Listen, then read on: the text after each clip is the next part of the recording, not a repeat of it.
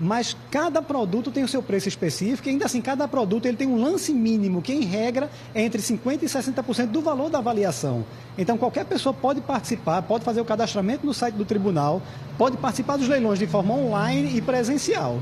Certo, agora veja, quando você diz dos itens, por exemplo, cocos, né? Coco verde sendo leiloado, um lote de travesseiros. Explicando isso, o senhor já vai ajudar a gente a entender como é que essas coisas chegam a leilão. Como é que é isso? Vai leiloar um lote de travesseiro. O que é que aconteceu com o dono desses travesseiros? Por que algo vai para leilão, doutor? A chegada de um bem a leilão é depois que o processo passa por tudo que tem que fazer. Sai a sentença, sai a decisão e a parte que está devendo ela é intimada a pagar e não faz. Então, há um ato que é chamado de penhora. Então, uma pessoa da Justiça, o oficial de Justiça vai até o local de trabalho, ou então a empresa, ou onde seja, e faz a penhora daquele bem. Deixa eu entender, vamos lá, você falou que o processo já correu, não tem mais jeito, é penhora. Então, no caso do coco, seria uma barraca de coco que estava respondendo a um processo, alguma situação assim, isso andou, aconteceu, o processo acabou, e aí o coco vai ser penhorado, é assim? Isso, não sei lhe dizer se é uma barraca de coco. Pode ser uma indústria, por exemplo, que beneficie cocos. Um lote de travesseiro, por exemplo. Pode ser uma loja de departamentos, por exemplo. Então, a penhora é a apreensão daquele bem para venda, transformar aquele produto em dinheiro e fazer o pagamento do processo. Doutor, e que segurança que alguém que participa de um leilão tem? Porque não é novidade para ninguém que algumas pessoas adquirem imóvel, por exemplo, em leilão.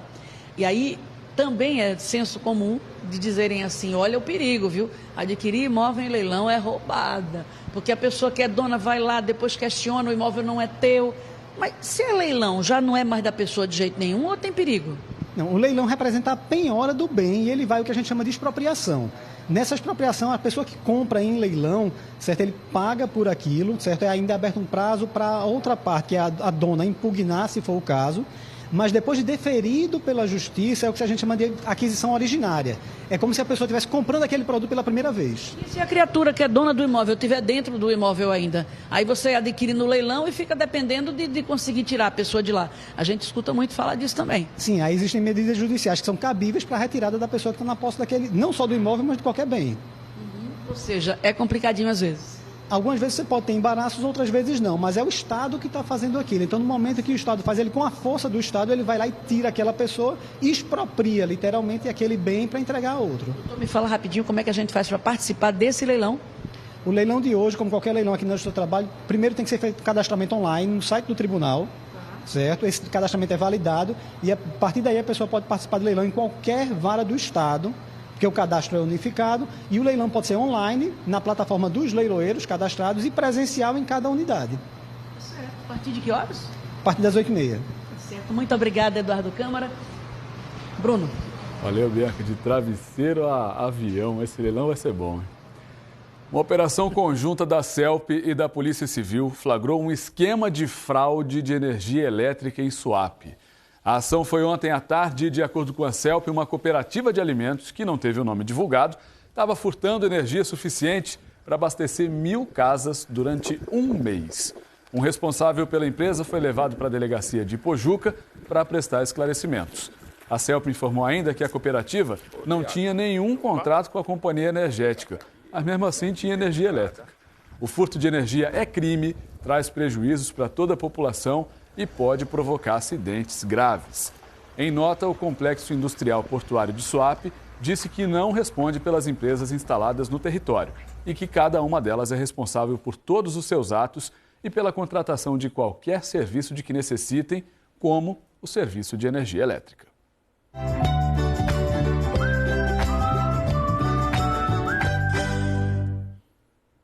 Tem Noite da Seresta para comemorar os 484 anos de Igaraçu na região metropolitana.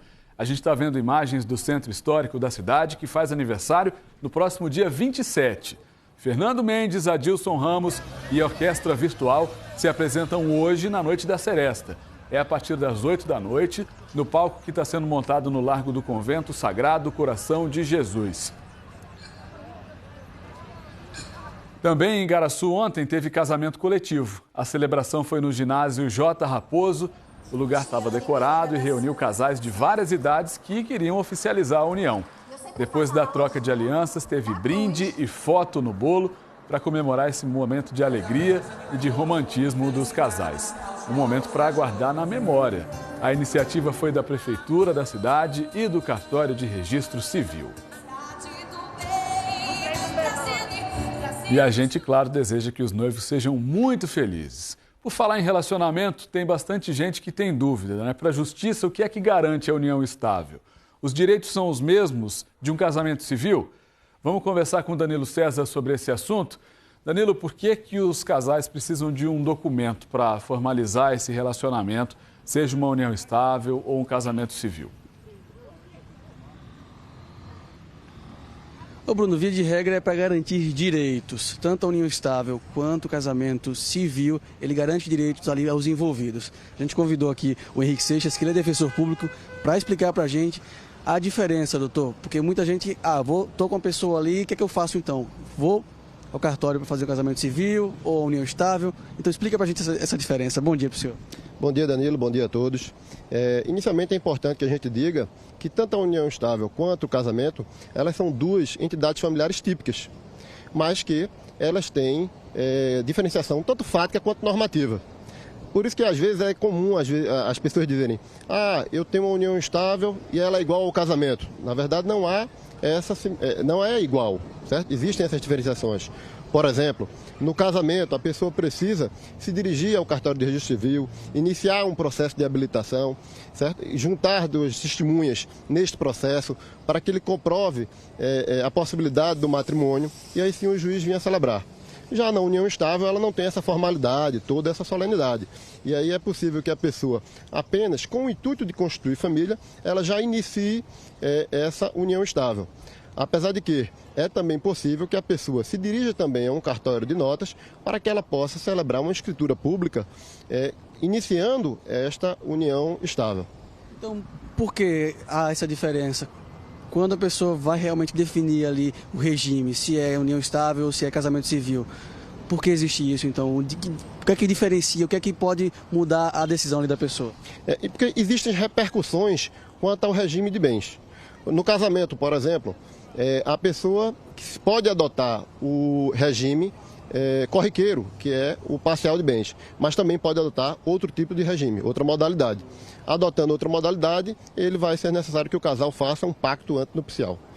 Já na união estável, corriqueiramente, é estabelecido também o regime de bens parcial. O que nada impede também que você possa, que o casal possa adotar outro tipo de regime, desde que ele indique isso. O que isso vai repercutir, com certeza, no direito de herança, na forma da partilha dos bens, que via de regra, tanto no casamento quanto na união estável, a parcial de bens é que o casal ele vai dividir os bens que foram constituídos durante o relacionamento. E no caso do fim do relacionamento, então, doutor, tanto da união estável quanto do casamento civil, o que é que muda, como é que é feito isso e quando envolve filhos?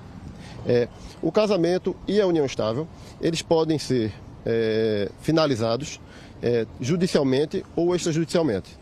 O judicialmente ele vai ser sempre naqueles casos onde tiver filhos menores, incapazes, então ele vai ter que sempre ser direcionado para o lado judicial. Na união estável tem uma peculiaridade, porque quando você tem um relacionamento e você não formalizou por uma escritura pública, o simples fato de cessar essa convivência já faz com que cesse também essa união. Mas, caso haja necessidade de se demandar judicialmente para finalizar, caso haja uma escritura e não tenha aquele acordo para ir ao cartório e fazer a dissolução, entra-se também com ação judicial. Ou às vezes até mesmo quando há o falecimento de um dos conviventes, há uma necessidade, caso não tenha sido registrado, que se ajuize uma ação para que seja reconhecida essa união estável pós a morte de um dos conviventes.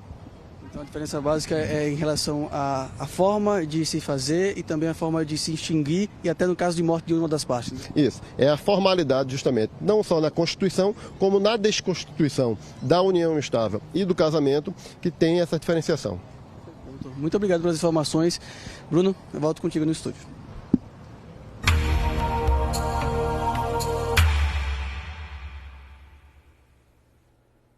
Quem trabalha por conta própria é profissional liberal, como arquiteto, advogado, médico, dentista, muitas vezes fica na dúvida.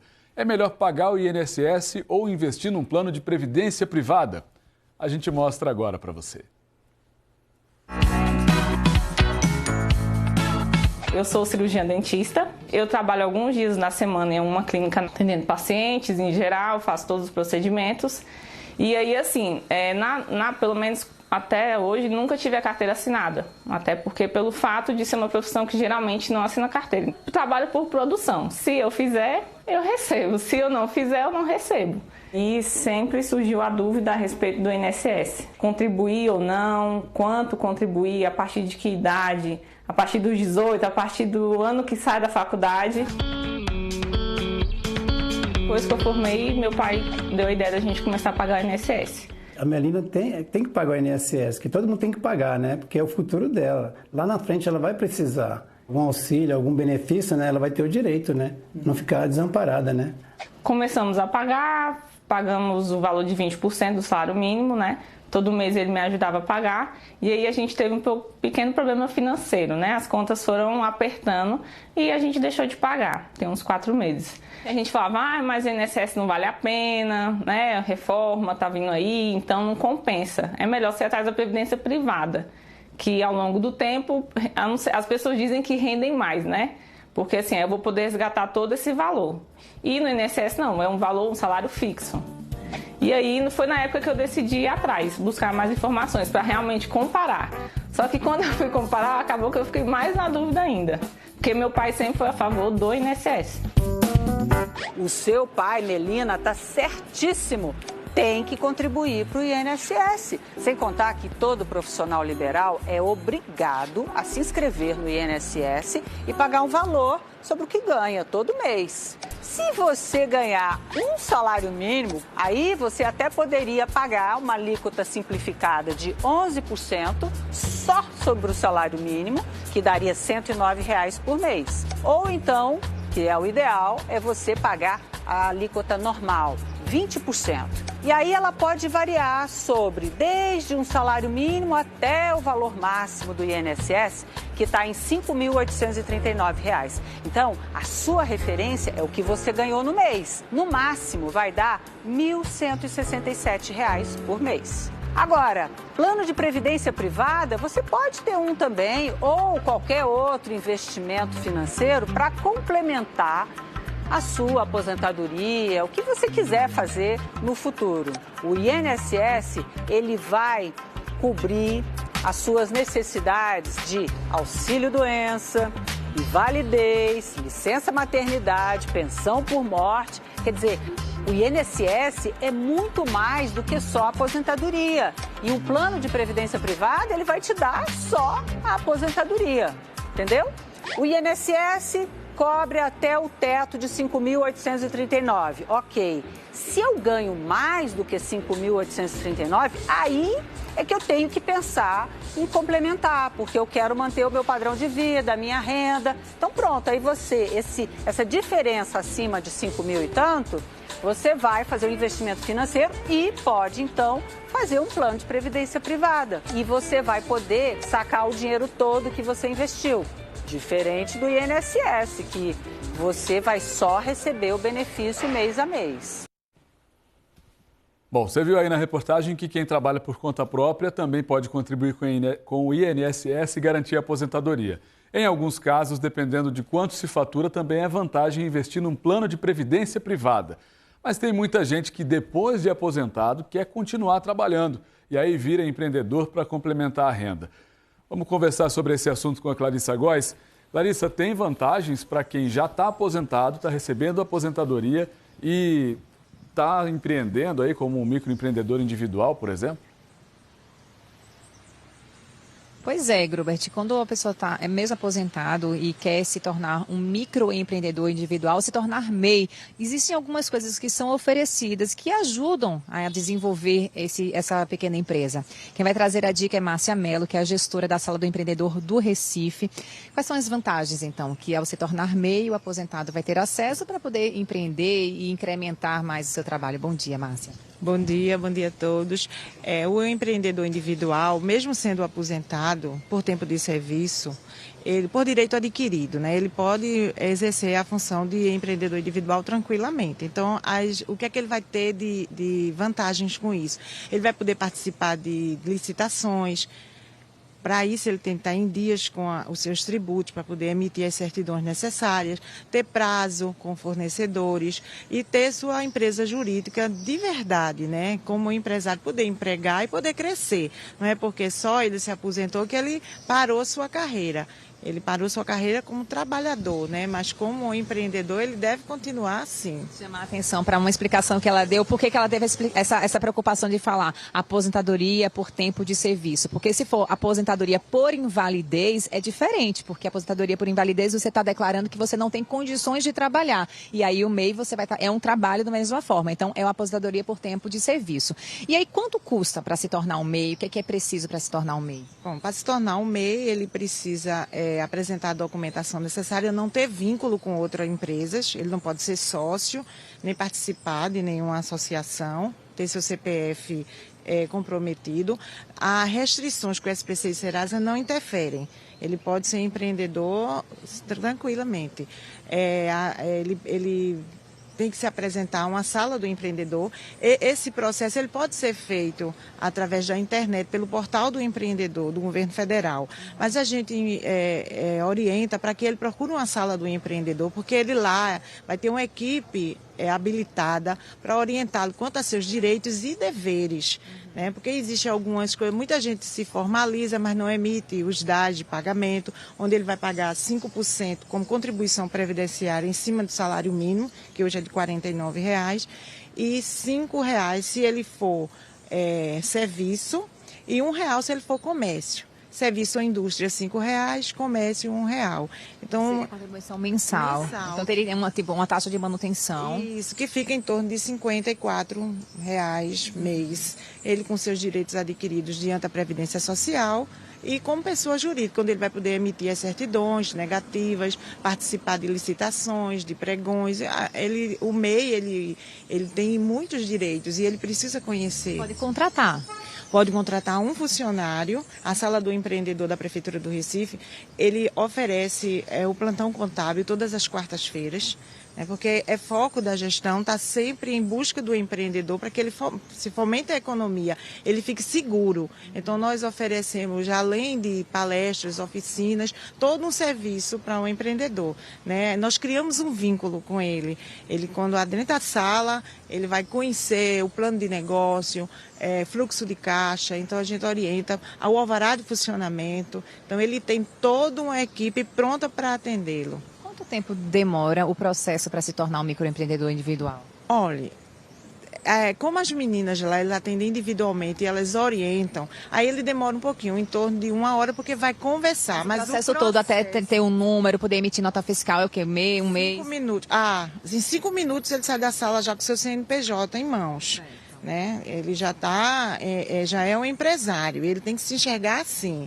Mas, assim, a partir do momento que ele se formaliza, a Receita Federal passa de 20 até 60 dias para informar a Prefeitura do Recife quantas empresas foram criadas naquele período.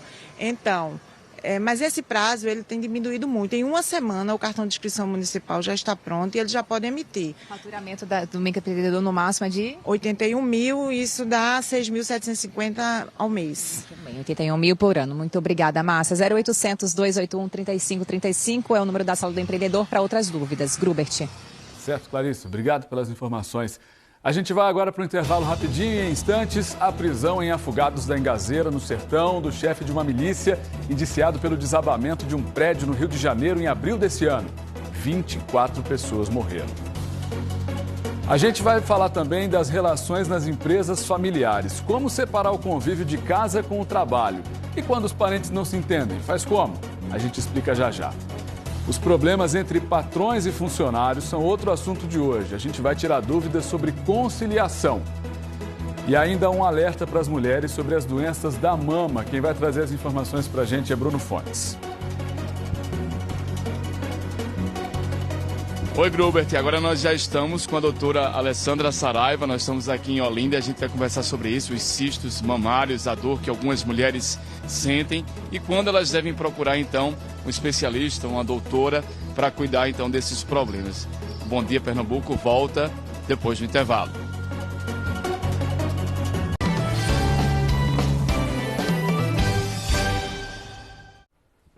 De olho no relógio, são 7h09. A gente vai seguir com um Bom Dia falando agora de direito do trabalhador. A conciliação é uma forma de resolver problemas entre trabalhadores e patrões de maneira mais rápida. Mas, infelizmente, essa conciliação nem sempre acontece. Vamos conversar sobre esse assunto com a Bianca Carvalho. Bianca, aqui no estado, quais são as maiores queixas dos trabalhadores que vão parar na justiça e que poderiam ser resolvidas com uma conciliação? Então, Bruno, do ano passado para cá, principalmente questão de verba rescisória. Aquela verba a que o trabalhador tem direito quando ele é demitido de uma empresa. Então, muito do que tem chegado aqui para conciliação é isso, 40% dos processos são conciliados. Eu vou continuar conversando com o juiz Eduardo Câmara, porque ele coordena o centro de conciliação. A gente está numa sala em que conciliações acontecem, em várias mesas aqui. Pedi para o doutor explicar. Aí, a conciliação, como é que vocês convidam aquele determinado caso, aquele processo que chega, a ir para uma conciliação, doutor?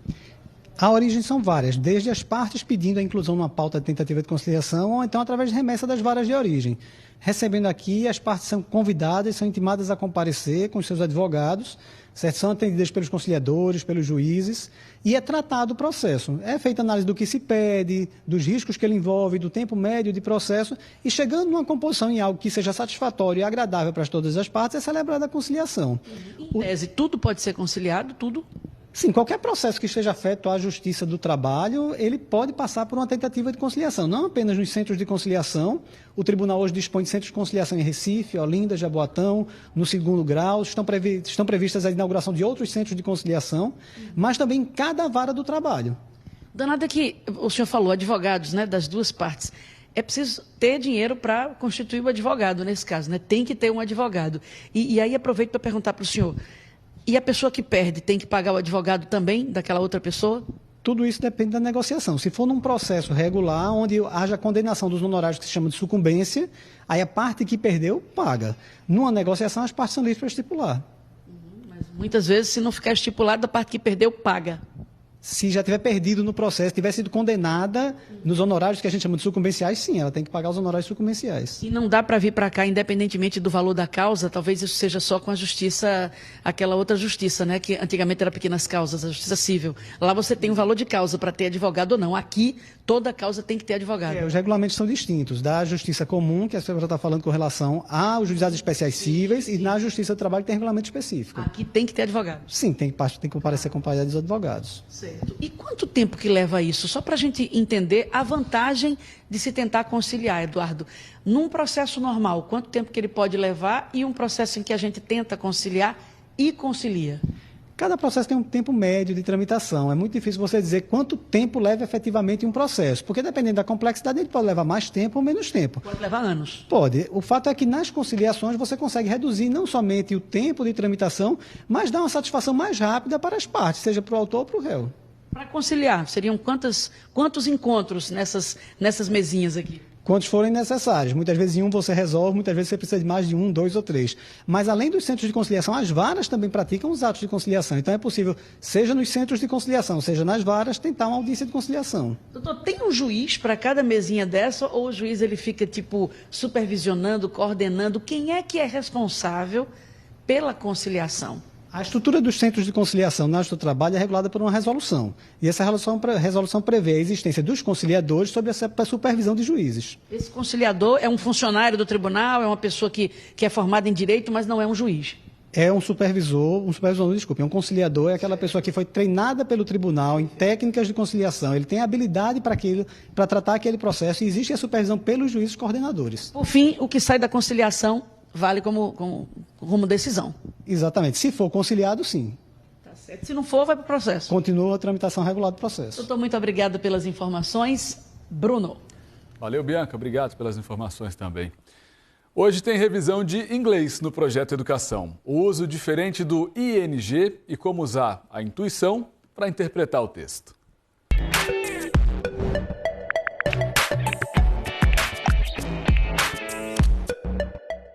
Olá pessoal, hoje a gente vai se utilizar de alguns pensamentos do grande pacifista Mahatma Gandhi para aprender duas coisas em inglês, o uso do ING e também uma coisa chamada para interpretação de texto importantíssima, o guesswork, que é a sua intuição. Você não conhece a palavra, mas você sabe o significado dela através de um contexto. Vamos lá para a primeira frase? Você tem Mahatma Gandhi's way of living is the best example of sustainable development for the world.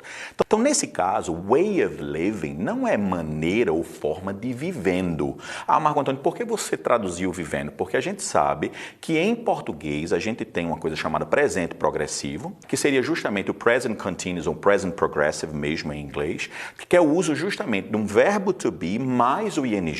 Aqui é a substantivação, é o modo de vida e não o modo de vivendo. E você tem uma outra frase que agora sim a gente vai entrar no guesswork. In Gandhi's words, Earth provides enough to satisfy every man's need, but not any man's greed.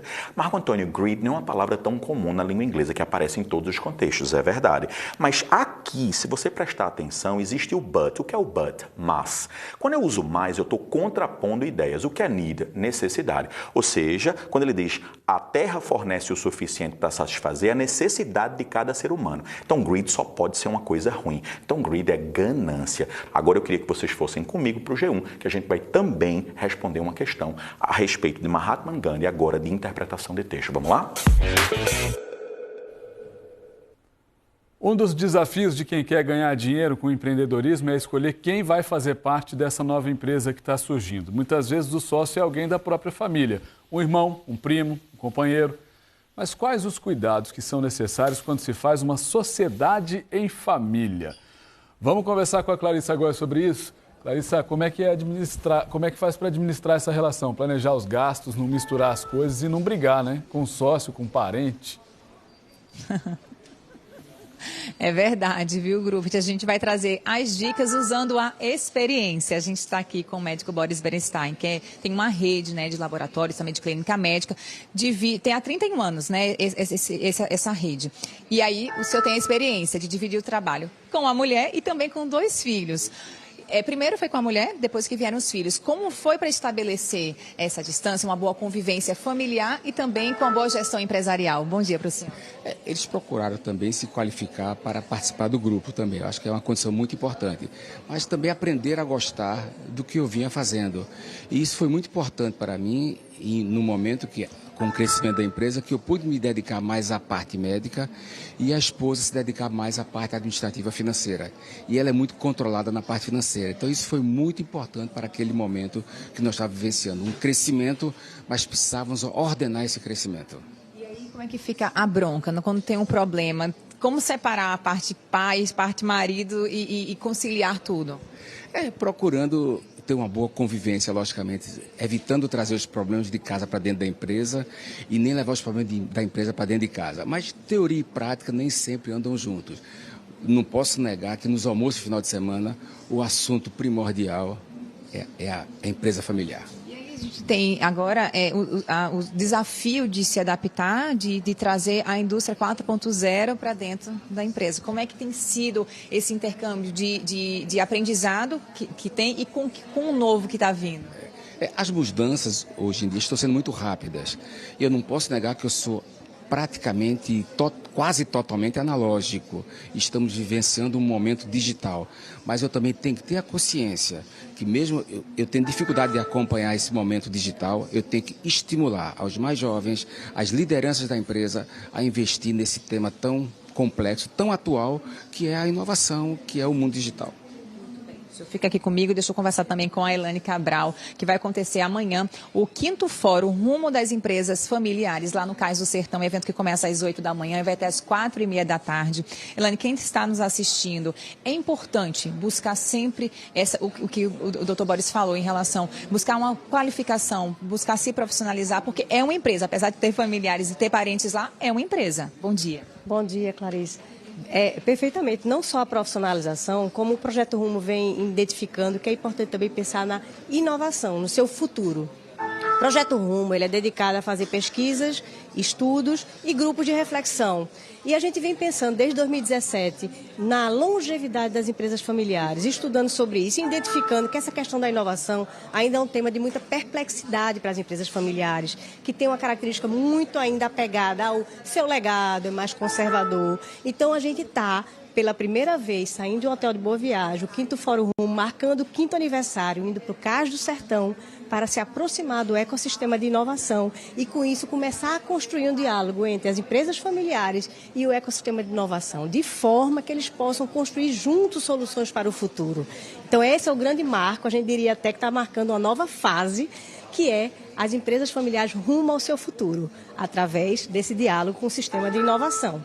Hoje, a maior dificuldade que a empresa familiar, ela passa, pela experiência de vocês, ela passa para fazer com que a empresa se desenvolva e cresça? Veja, uma coisa que o nosso estudo identificou é que há uma perplexidade muito grande quando se fala em inovação. Há um certo mito. Então, o que a gente está querendo... E a gente também entende que o ecossistema de inovação precisa aprender a conversar de forma mais acessível com as empresas familiares. Então, talvez, o grande desafio seja começar a conversar e refletir juntos esses dois ambientes, inovação e empresas familiares, de forma que as soluções possam... Veja, não é fácil. A gente sabe que inovação não é fácil, mas ela é possível e não há volta. Porque a inovação, a gente não fala só de recursos tecnológicos, a inovação na forma de gestão, são outras coisas envolvidas. Exatamente, nos processos, nos modelos de sucessão. A sucessão é um fator essencial na empresa familiar e muitas vezes os modelos tendem a se repetir. Como é que se inova também no modelo de sucessão? Você está falando sobre sucessão, o doutor Boris estava falando em relação à sucessão familiar, em repassar já toda a administração para um dos filhos. Como é que tem sido trabalhado isso na sua família? Tem sido com muita tranquilidade, porque eles sabem que eu sou mortal, não é? Então eles têm que se preparar para esse novo momento, né?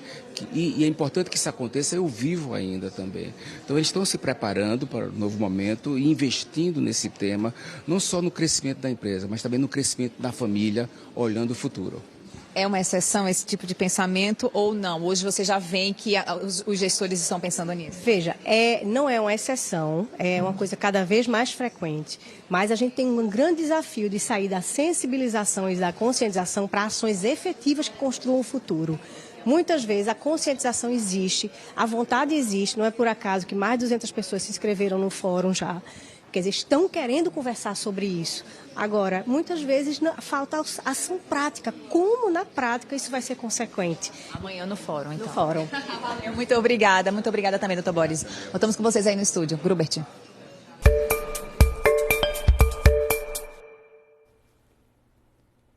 A gente tem mostrado essa semana aqui no Bom Dia a dificuldade de quem precisa de atendimento no ambulatório do Hospital Barão de Lucena, no Recife.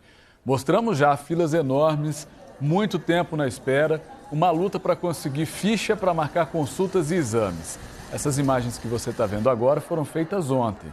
As pessoas estavam procurando agendar ultrassonografia da mama ou a primeira consulta com um mastologista, que é o médico que cuida dos seios. Essa preocupação com a saúde das mamas é importante. Os médicos alertam para a prevenção anual com exames e visita ao especialista. O problema, quando identificado cedo, facilita o tratamento e a possibilidade de cura. Vamos conversar sobre esse assunto com o meu xará, o Bruno Fontes, que tem outras informações. Você está com a médica, né, Bruno? E vai falar sobre a importância de fazer esses exames. Por que as mulheres estão tão ansiosas lá no Barão de Lucena, procurando logo uma consulta de mastologista?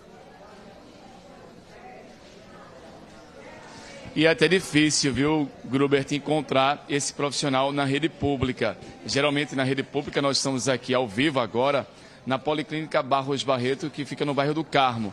Aqui tem um ginecologista e a partir desse exame, dessa análise com o ginecologista, eles encaminham para um mastologista, que é o caso, a mastologista está aqui com a gente, doutora Alessandra Saraiva. Em alguns casos, aí sim precisa desse acompanhamento mais detalhado. Eu queria que a senhora explicasse isso, até uma carência na rede pública do profissional como a senhora. E quais os casos que, por exemplo, os ginecologistas precisam de uma opinião também de um mastologista? Bom dia. Bom dia, Bruno. Bom dia a todos. Bem, o mastologista, como você falou, é especialista que cuida das mamas. Então, é aquele profissional que qualquer alteração, uma dor, um nódulo palpável, qualquer alteração deve ser procurado. Geralmente, o ginecologista faz a triagem. Então, o paciente deve ter um ginecologista de confiança. Esse ginecologista vai fazer o exame físico, pedir os exames de imagem e, de acordo com a alteração dos exames ou não, de imagem ou exame físico, encaminhar para um especialista que é o mastologista. Doutora, nem sempre um nódulo mamário, ele é um sinal de câncer, né? A senhora estava me explicando isso. Mas a mulher, até nesse autoexame, no toque mesmo, ela precisa ter essa preocupação para identificar. Claro, claro. O autoexame, ele é importantíssimo, até porque as mulheres precisam se conhecer o próprio corpo. Mas ele não substitui os exames de imagem que devem ser geralmente feitos anualmente, principalmente as mulheres após os 40 anos. Mamografia, ultrassom, principalmente as pacientes que têm história de câncer de mama. Mas a maioria de todos os nódulos são benignos e são indolores. Então, não é porque você tem um nódulo que tem que preocupar-se que é um câncer, mas tem que ser investigado.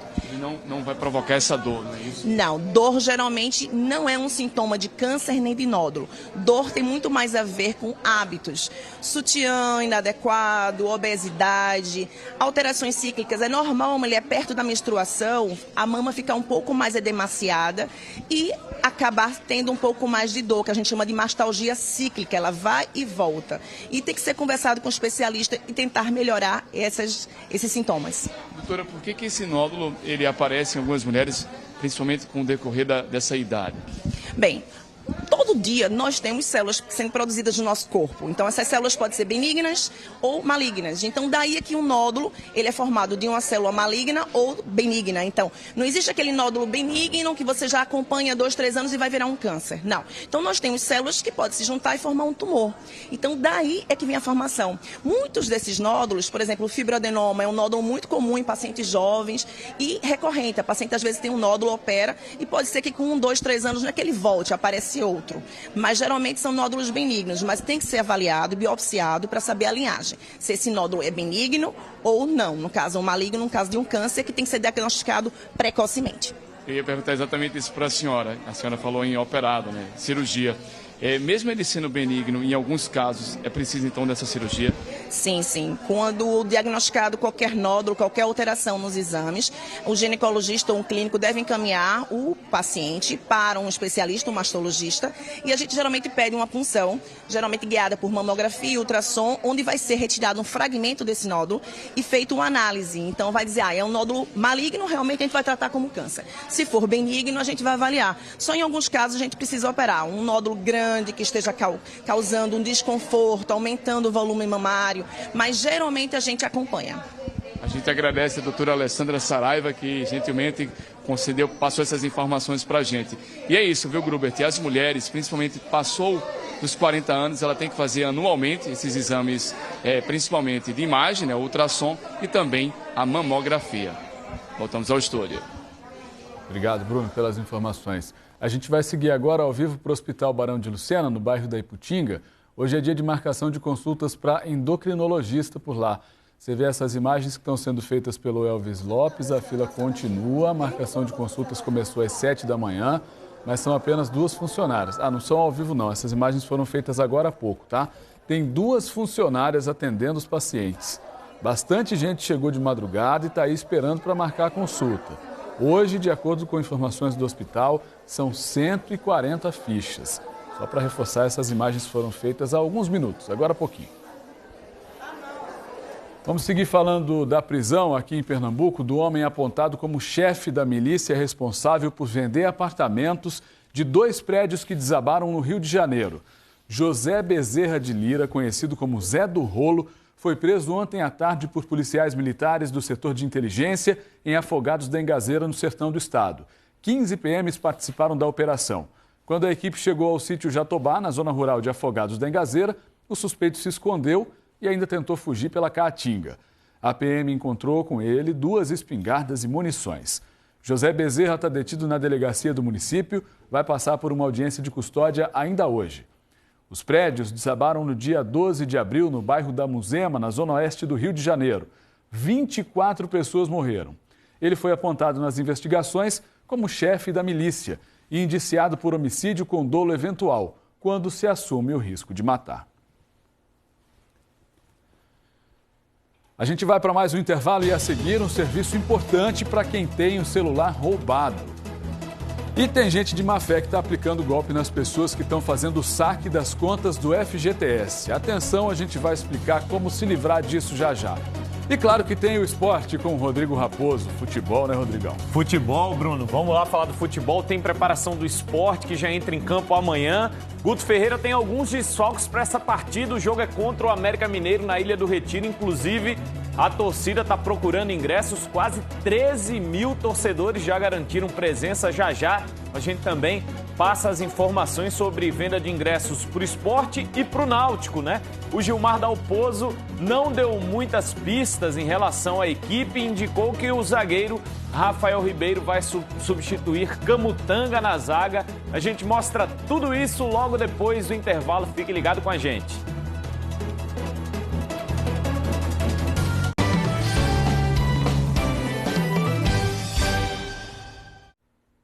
Olha a hora, agora são 7h32. Tem uma iniciativa importante para quem tem celular. O cadastro na polícia do Código de Identificação, o e-mail, está ajudando na recuperação dos aparelhos roubados. O programa Alerta Celular também tem contribuído para diminuir os casos de roubo, segundo a Secretaria de Defesa Social. Só esse ano a queda foi de 12% no estado. Vamos falar sobre esse assunto ao vivo com o Bruno Fontes. Bruno, explica para a gente como faz para cadastrar o aparelho, por favor.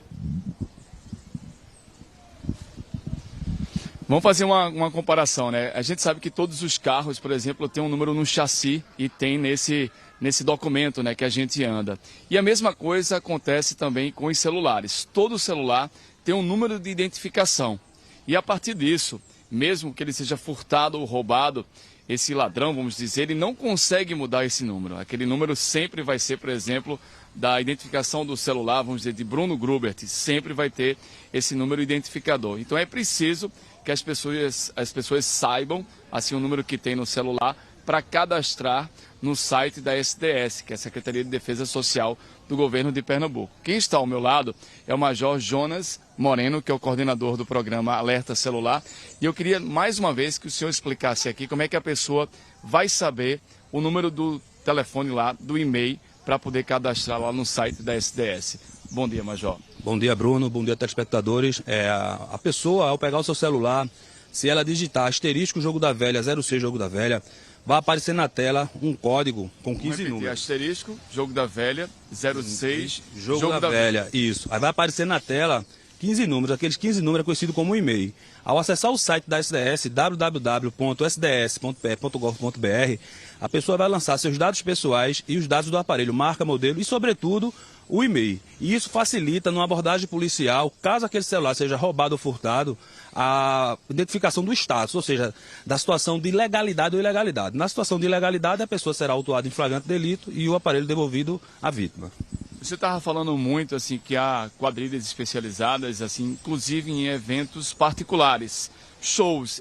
Essas pessoas entram, pagam o ingresso e elas furtam. As pessoas acham que estão em casas de show e por causa disso, um evento particular, elas não podem ser furtadas. Mas há registros disso na polícia? Isso, há registro bastante, Bruno, desses casos. Inclusive, a Secretaria de Defesa Social vem se articulando com as promotoras de eventos para controlar esses índices. Então, caso você, caro espectador, esteja num show e seja furtado, né, o seu aparelho celular, de imediato, pegue o celular do seu amigo e de sua amiga, entre nessa conta e alerte seu aparelho. É um procedimento bem simples, bem rápido, e com esse procedimento vai facilitar que, caso a polícia logo em seguida aborde aquela pessoa que pegou o seu celular, a polícia vai saber que aquele celular é seu e que aquele celular está numa situação de ilegalidade. Aquela pessoa será autuada em flagrante e o seu celular será devolvido. E a nova situação que nós estamos fazendo, a Secretaria está se articulando com as promotoras de grandes eventos, esses shows que nós temos com mais de 10, 15,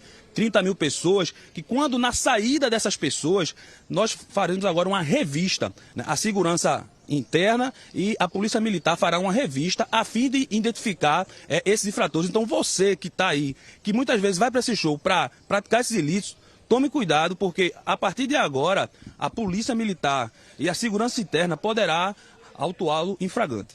Para a gente terminar, se a pessoa cadastra, tem lá o número do e-mail cadastrado lá na Secretaria de Defesa Social, e ela é furtada ou roubada em outro estado, aqui Paraíba, Rio Grande do Norte, isso também vai funcionar? Isso. No estado do Nordeste, apenas o Maranhão, né, não está implantando o alerta celular.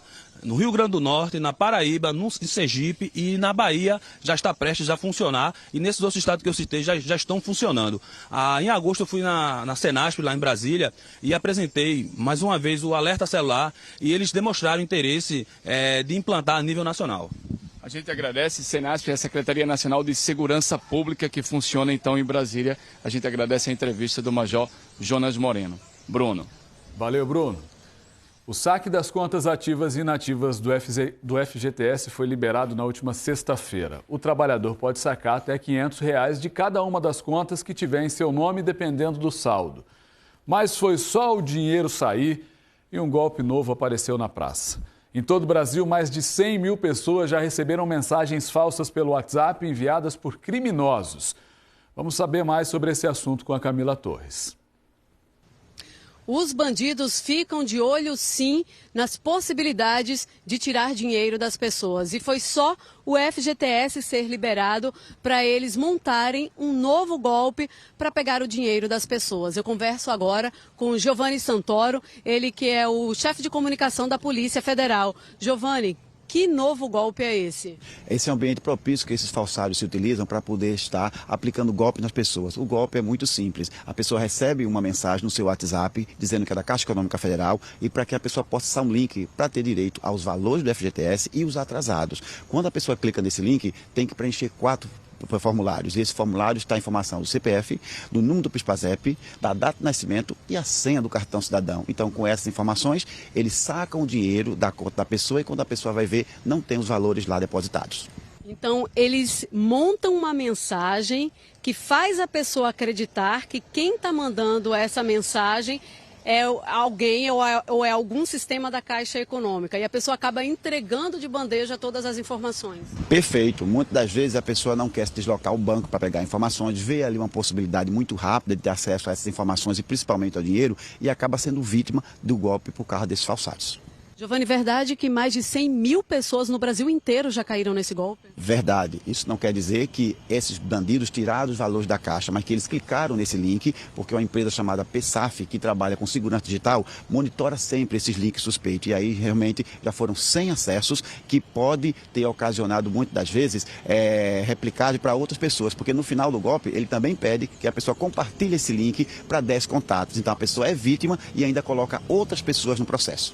Qual é a orientação, então? É muito simples. Primeiro, desconfiar sempre quando receber esses links no seu telefone celular. Segundo, não clique nesse link, porque a Caixa Econômica nem nenhum outro órgão federal se comunica com as pessoas através dessa informação. Terceiro, não preencha formulários com seus dados pessoais, principalmente senha de quem quer que seja cartão de crédito, cartão cidadão. E quarto, procure os sites oficiais da própria Caixa Econômica Federal. Lá vai estar todas as informações e tem um número 0800, que é o 0800-247-2019, e aí a pessoa vai dirimir todas as informações. Fazendo isso, com certeza, vai ficar livre desse golpe. Giovanni, muito obrigada pelas informações. Então, pessoal, não tem jeito. É desconfiar sempre, né? Voltamos ao estúdio.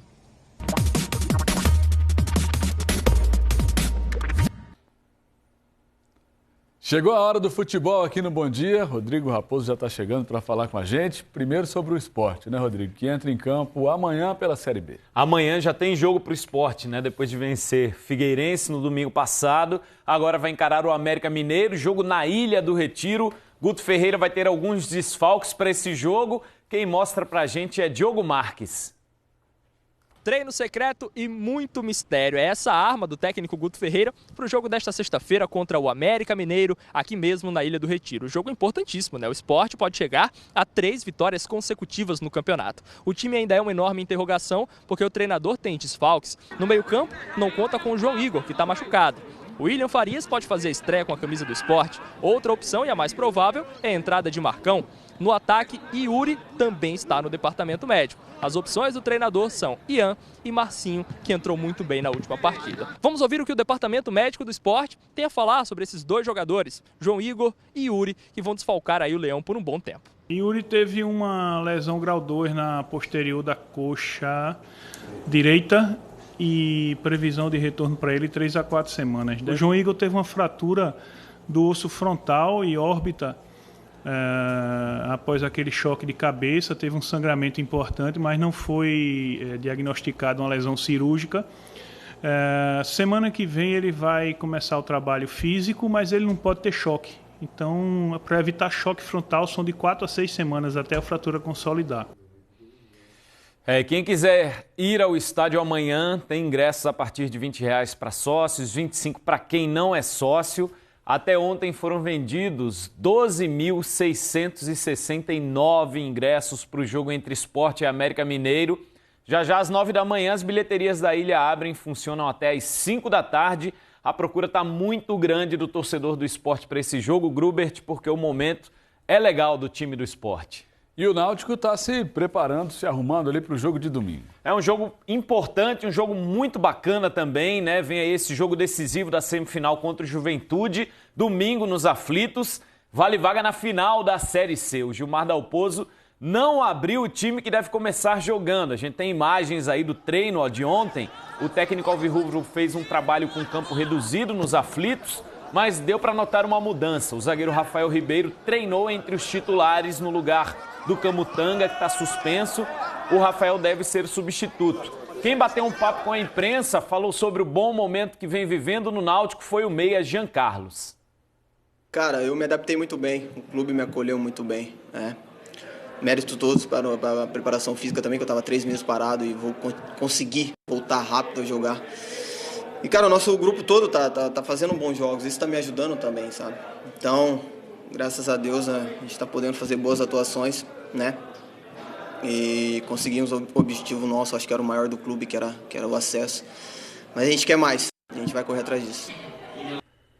Olha, até ontem, pouco mais de 4.300 ingressos tinham sido vendidos, hein? A venda continua com ingressos ao preço de R$40 inteiro e R$20 a meia entrada. Sócios, dependendo da categoria, pagam no máximo R$20. As bilheterias dos Aflitos funcionam das 9 da manhã às 6 da noite. Torcedor do Náutico fez uma festa bonita no jogo do acesso, mas agora está devendo. Ainda tem hoje, amanhã e sábado para ir atrás desse ingresso. O estádio tem que estar lotado no domingo, né, para receber o Náutico.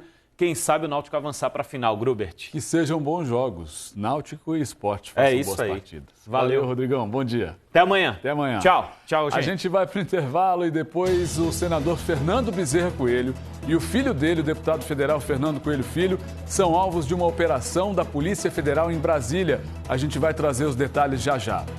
E novas informações sobre a obra da Avenida Rui Barbosa. A gente está vendo imagens aqui da Rui Barbosa agora, trânsito bem tranquilo por lá. A gente conta outros detalhes sobre essa obra logo depois do intervalo, agora 7h43.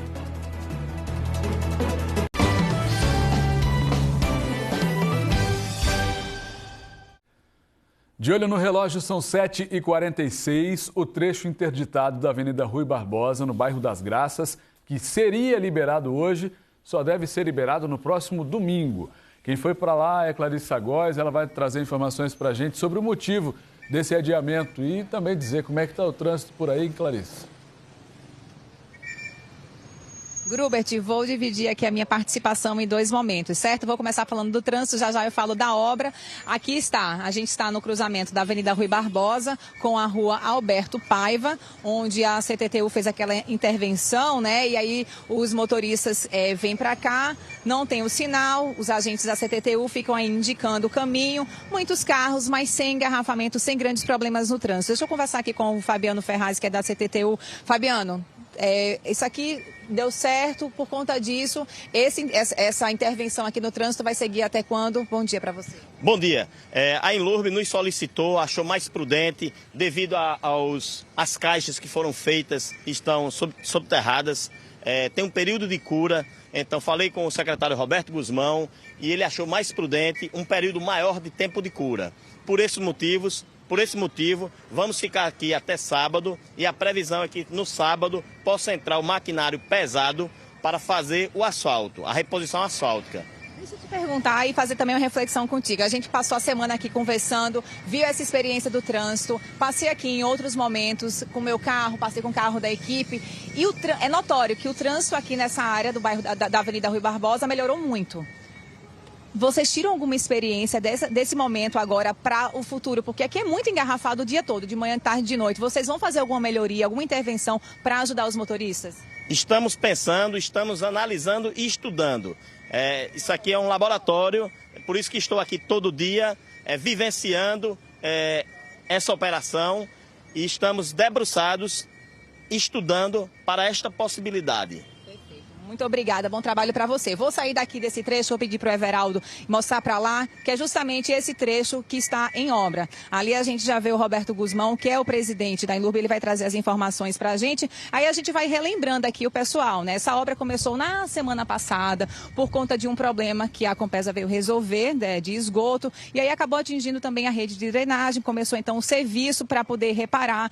E aí, quanto mais eles abriam, eles mais viam que o problema estava mais embaixo. Chega cá, Roberto, bom dia para você. A gente vai caminhar até a obra e falando um pouquinho. Então, quanto mais vocês cavavam, viam que o problema estava mais embaixo e acabou que eram 18 metros de tubulação que vocês precisaram trocar. E aí, como é que anda? Como é que está hoje essa obra? A gente já vê que o buraco já não está mais aqui. Bom dia, Roberto. Bom dia a todos. Os reparos foram completamente concluídos. A gente aproveitou a oportunidade para fazer uma coisa preventiva que precisava ser feita quando a gente abriu a intervenção. Fizemos dentro do prazo planejado, mas o que foi mais importante nessa obra é que abriu uma grande oportunidade aqui nessa área e nos arredores, porque a gente viu muita gente deixando o carro na rua, nas casas e vindo a pé com outros meios de mobilidade. Isso cria uma grande oportunidade nessa área, inclusive da parte de trânsito. Ô Roberto, e a obra, como você falou, a gente já vê aqui tudo tapado, ela termina quando a obra? Quando que vocês entregam para a CTTU também poder liberar o trânsito? A gente resolveu, com o período de cura dessa obra que precisava ser feito, a gente resolveu, nesses 3 dias, fazer uma grande limpeza por conta da poeira que está aqui colocado, a parte de lavagem que precisava ser feita e a recuperação do pavimento que vai ser feito agora nesse sábado à noite. Então, no domingo, ela está completamente entregue à população. A partir de que horas?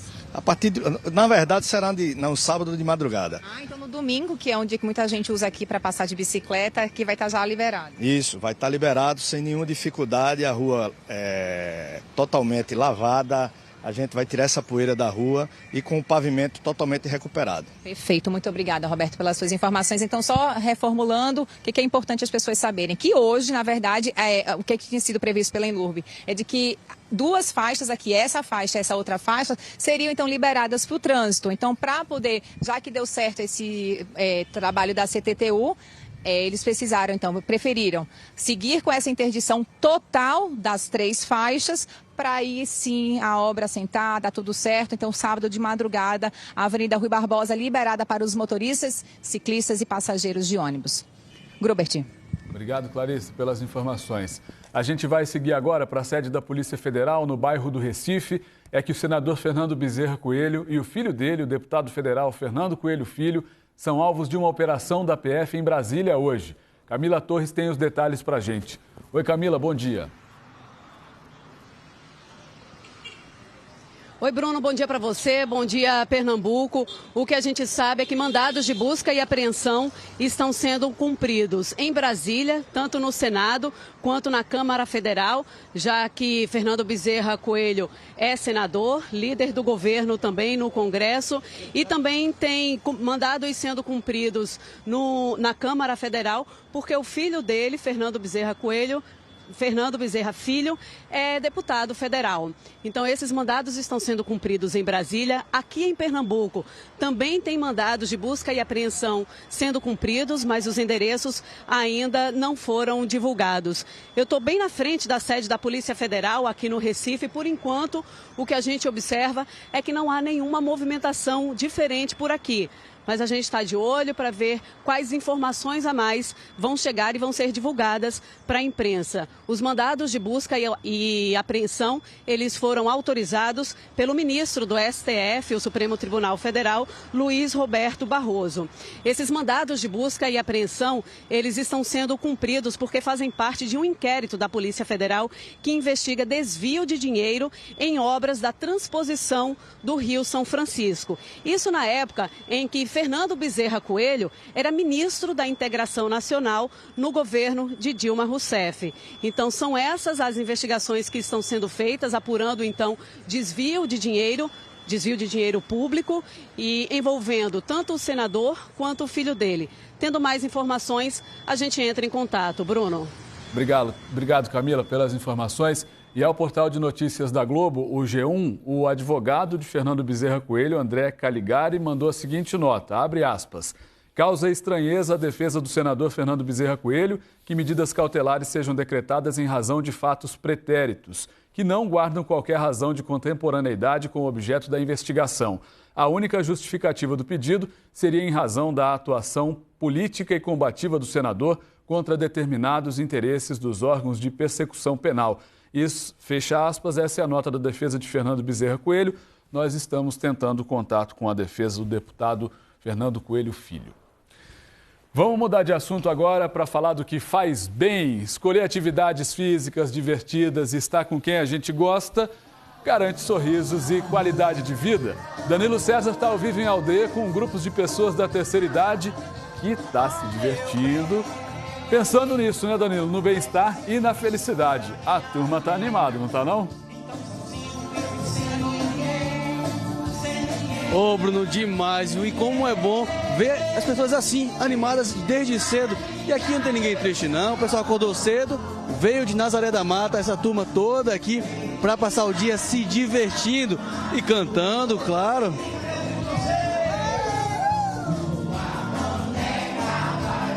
Eu quero saber aqui, quem é que tá feliz? Tá feliz? Tô feliz, lindo. Por que tá feliz? Porque é o dia da gente. Dia de comemorar? É, de comemorar. A vitória é da gente, a gente são mulheres guerreiras. E a senhora, tá feliz também? Demais, demais. A senhora é feliz todo dia? Sempre, todo dia. Qual é o ingrediente, então? Qual é a receita? Tudo, eu não sei dizer de explicar, tanta emoção, é bom demais. É bom. Não pode ficar um batuque, não, que... Eita, que legal. E a senhora também? Hoje o dia vai ser especial, né? Vai aproveitar, gosta de um dia assim, de uma reunião como essa? Demais, demais. Por quê? Porque eu estou muito feliz, que eu estou nesse grupo, que é o grupo de Glênia, e é bem organizado.